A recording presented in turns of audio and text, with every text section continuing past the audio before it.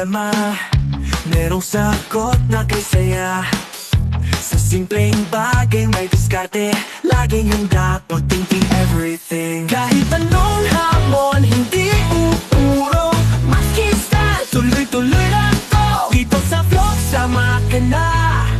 Abot ang pangarap, basta pwede ka. Maski TV ka na lang, makiray. No thinking everything, walang imposible. Sa channel, ikaw ay inspired. Kaya natin to. Meron tayong ano ito, Hanabishi na stand pan. Tinesting ko na, naninikit siya, ayan o.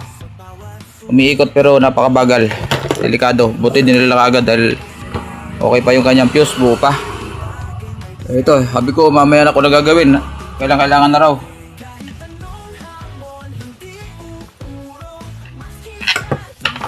Maganda yun nandiyan ka para makikita mo yung ginagawa. May nagpalit na ng motor. Pati motor, bagong palit na yan. Sa ganyan. Sa ganyan ang kulay. Hindi na yan original. Na-rewind na yan.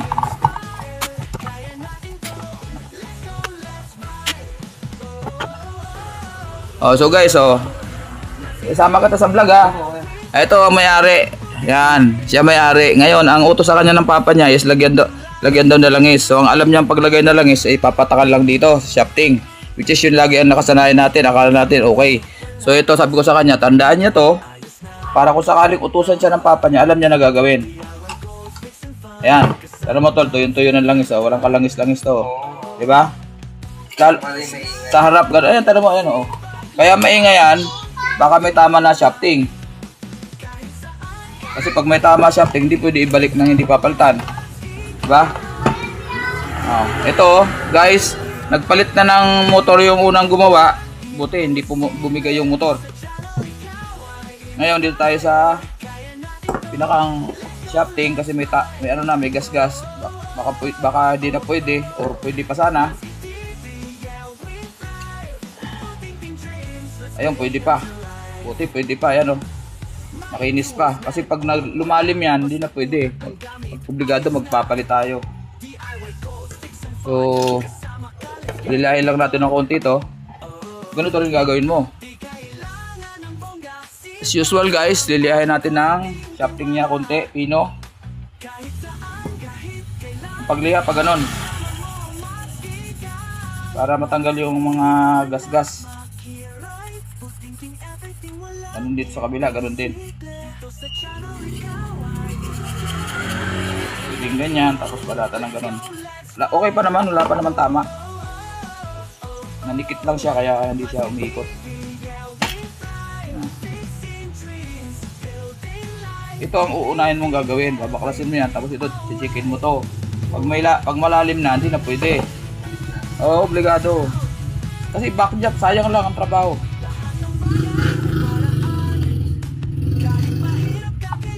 Babalik mo to.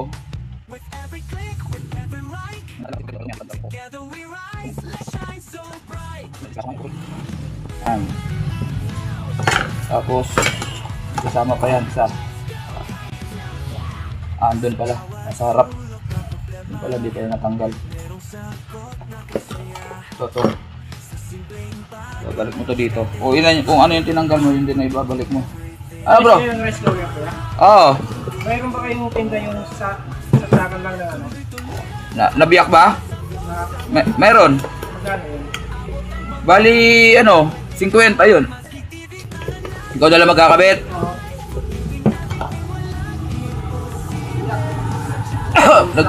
Nag-overheat na kasi yun, basta ganon.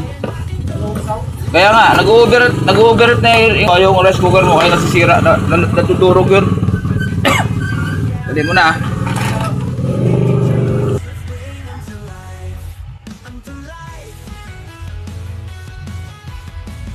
Mahirap kasi pagtanggal dito.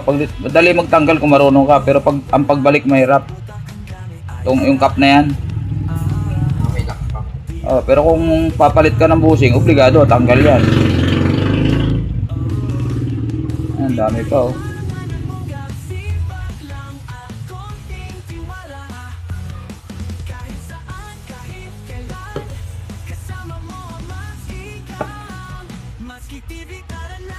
Yan na, mapaw na. Tapos ito, linisin din to.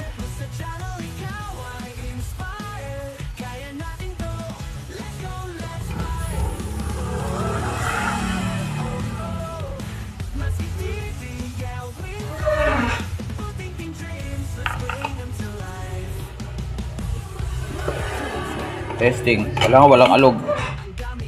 Okay pa. Yan. Okay. Assemble. Ganyan ang gagawin pag lalangis. Hindi pwedeng doon lang. Kasi paano mo to, di ba? Paano malalagyan yung kung hindi mo tatanggalin? Di ba? Yan ang tamang paglalagay ng langis.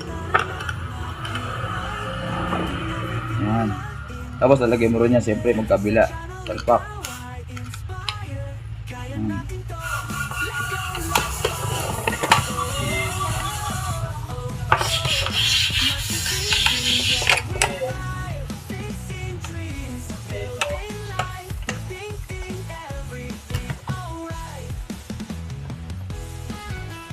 Pwede na yan.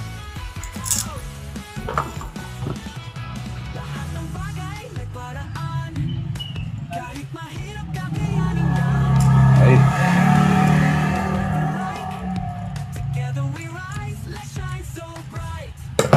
Minsan, nilagyan natin dito, na-chimpo natin, medyo hindi pa masyado dikit sa likod. Okay lang. Ay paano kung sa likod na nikit? Dito pwedeng dito dudulas ng konti pero hindi pa rin yun ang tama. Oo. Tsaka ano ba? Ang lalangisan mo, ito lang, yung shafting lang yung dito. Pero yung bulak sa loob, wala rin langis yun. So, maaaring remedyo lang yun. Nakatsamba tayo, dumulas, umikot Pero hindi tatagal yun. Kasi hindi pa rin yun ang tamang paglalagay. Kung sana remedyohan lang yun. Pero kung dito nandidikit sa likod, wala rin. Kasi dalawa yung busing, magkabila, di ba? Kailangan talaga Baklas talaga, pinaka-the best. Para isang trabaho lang. Yan. Testingin natin. Testingin muna natin ng yan. 0 1. Yun, wala nang tunog. Diba? Ayan 2 3. Okay. Ganun. So, pwede natin sarahan.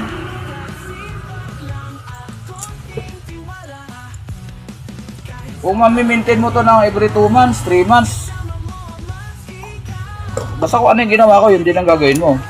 Kung ano yung binaklas ko, yun din ang ang ano mo, wala shortcut yan, yun talaga ang gagawin mo, baklas. Kasi hanggat di mo nalangisan yung, ayun, kung mayroon ibang paraan, basta malalangisan mo yung dalawang yun, okay lang, bahala ka mag-isip. Pero walang iba naisip, kahit anong isip mo, wala Kasi paano maaabot yun? Kung di mo babaklasin, di ba? Walang ibang paraan kundi baklasin talaga